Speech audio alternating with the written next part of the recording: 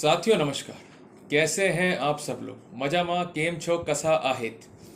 एक महत्वपूर्ण एक महत्वपूर्ण जजमेंट माननीय सुप्रीम कोर्ट का, जिसने इकोनॉमिक ऑफेंस के अंदर एक नया जुरिस्प्रूडेंस क्रिएट किया है कि यदि आपके विरुद्ध आईपीसी या प्रिवेंशन ऑफ करप्शन एक्ट या prevention of money laundering act के तहत कार्रवाई चल रही है और उस ऑफेंस के संबंध में आपके पक्ष में कुछ अथॉरिटियां पॉजिटिव रिपोर्ट देकर ये कहती हैं कि कोई ऑफेंस मेड आउट नहीं होता, तो वहां पर क्रिमिनल कार्रवाई चलाना अपने आप में ही प्रक्रिया का दुरुपयोग है, अब्यूज ऑफ प्रोसेस है।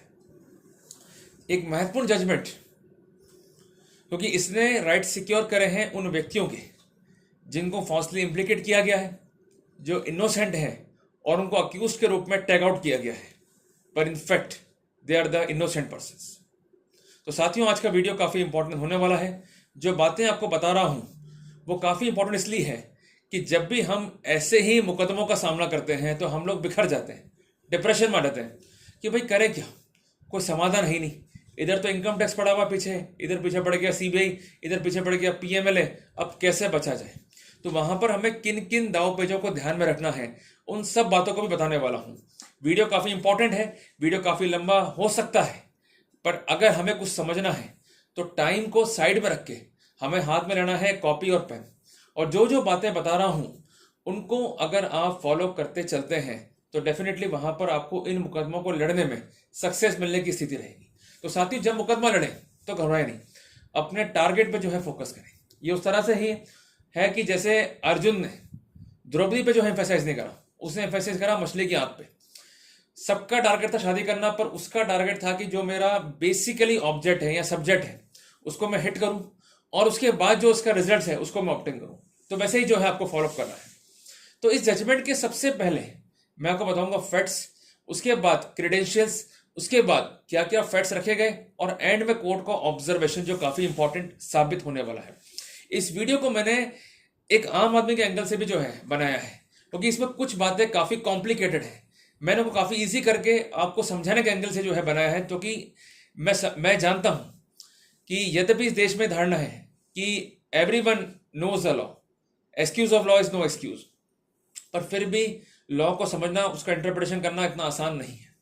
तो समझने के लिए मैंने जो टेक्निकल टर्म्स यूज हुए हैं उनको भी काफ़ी ईजी किया है, ताकि आप चीज़ों को समझ के उसके अनुसरण में जो है एक्ट अपॉन कर सकें। साथियों, सबसे पहले समझते हैं मामला क्या है कि एक व्यक्ति है जिसका नाम है जे शेखर रेड्डी। याद रहेगा जी, जे शेखर रेड्डी। साउथ वाले पिक्चर देखते हो, वैसे एक हीरो है इस पिक्चर में भी, इसका नाम है जे शेखर रेड्डी। ये मैनेजिंग पार्टनर है। जैसे कोई फर्म बनती है तो उसमें जो एक्टिविटी को मैनेज करता है जिसको हम कहते हैं मैनेजिंग पार्टनर, मैनेजर। ये एक फर्म है जिसका नाम है SRS माइनिंग। लिख लो जी, SRS माइनिंग, जिसमें ये है मैनेजिंग पार्टनर।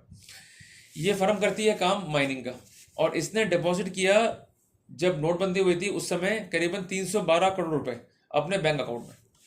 इतना बड़ा ट्रांजेक्शन हुआ तो इसको हाई वैल्यू ट्रांजेक्शन के रूप में नोटिफाइड किया गया, और सबसे पहले पिक्चर में आया इनकम टैक्स चेन्नई। ठीक है जी, इसके घर पर गया, रेड किया, और इसके जो कमर्शियल प्रेमिसेस थी वहां पर रेड किया, तो काफी बड़ी मात्रा में मनी और सोना जो है उनको मिला। और उनका ये मानना था कि आपका चूंकि ये पैसा या ये सोना जो है अनअकाउंटेड है, इसको हम इनिशियली इंपाउंड करेंगे, इस पर कार्रवाई करेंगे, आप डिपार्टमेंट आइए, जवाब दीजिए। इस बंदे ने क्या करा कि प्रॉपर एक जवाब बनाया, डिपार्टमेंट पहुंच गया और प्रोसीडिंग्स को जो है ज्वाइन कर लिया। जब ये बात मालूम पड़ी सीबीआई को, तो उनको लगा भाई हम पीछे कैसे रह जाएंगे।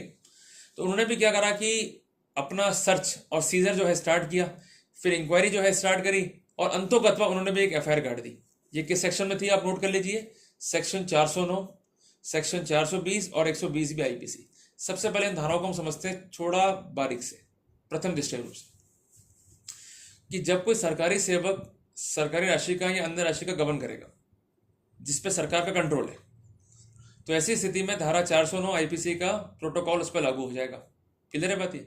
420 कब लागू होगा कि जब कुछ इंड्यूसमेंट है और उसके कॉन्सिक्वेंस में इंटरेस्टमेंट है वैल्यूएबल सिक्योरिटी का, जिसको मिसअप्रोप्रिएट कर लिया गया है in consequence of the cheating, तो लागू हो जाएगा 420 आईपीसी। क्लियर है? सिंपल बात है।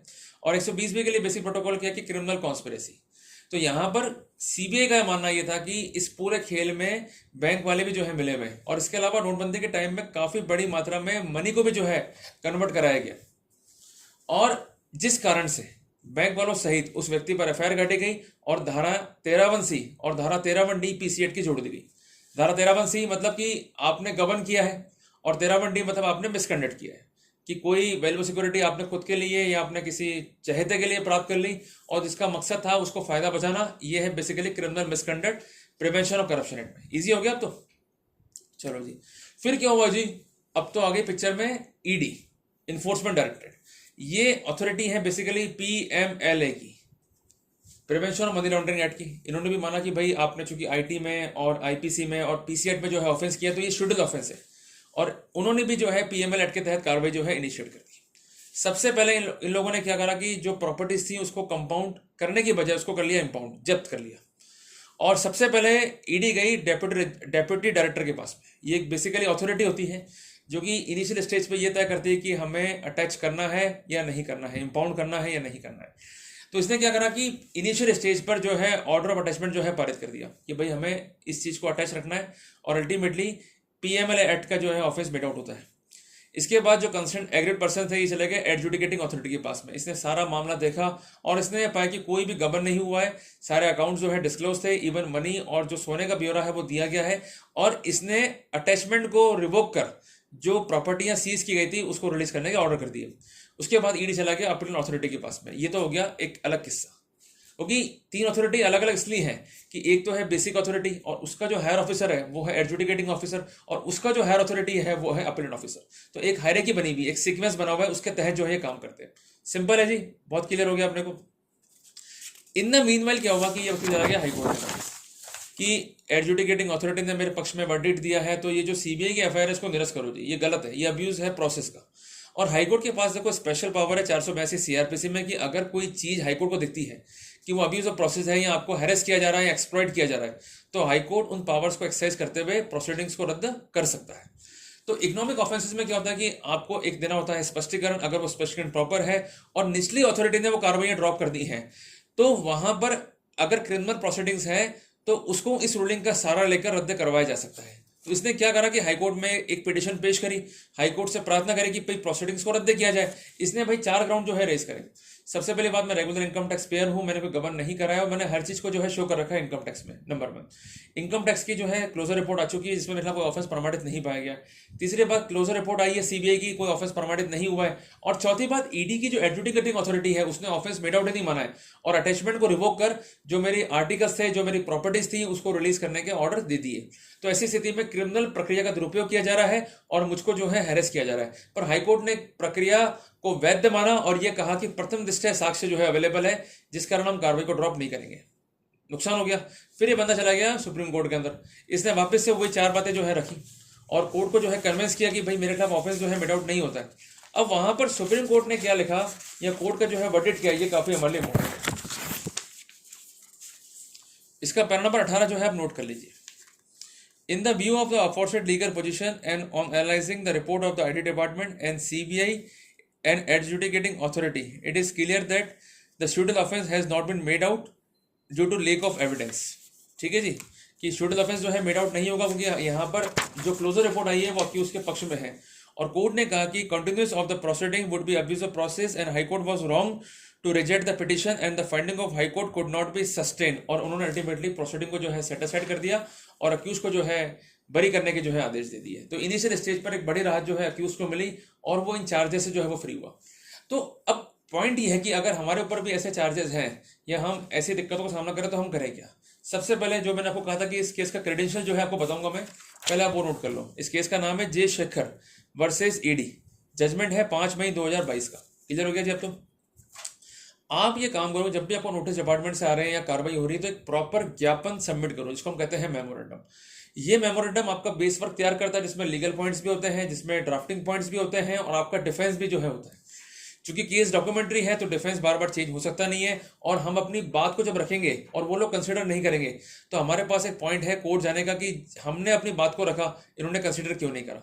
दूसरी बात, अगर कंसिडर करते हैं और इसके अलावा कोई क्रिमिनल कार्रवाई चल रही है तो वहां पर उसे खत्म करने में या उसे क्वेश कराने में ये क्लोजर रिपोर्ट से ही या हमारा ज्ञापन ही जो है हमारी हेल्प करने वाला है। तो कुल मिला के घबराने का नहीं है, हमें केवल सोच समझ के आगे बढ़ना है और इनिशियली हर बिंदुओं को ध्यान में रखते हुए हमें जो है आगे स्पीडली जो है वर्कआउट करना है। तो साथियों, टॉपिक अच्छा लगा, इसने अगर आपको इनलाइटन करा तो वीडियो को लाइक और शेयर कीजिएगा। मिलते हैं एक नए टॉपिक के साथ, तब तक के लिए जय हिंद, जय भारत।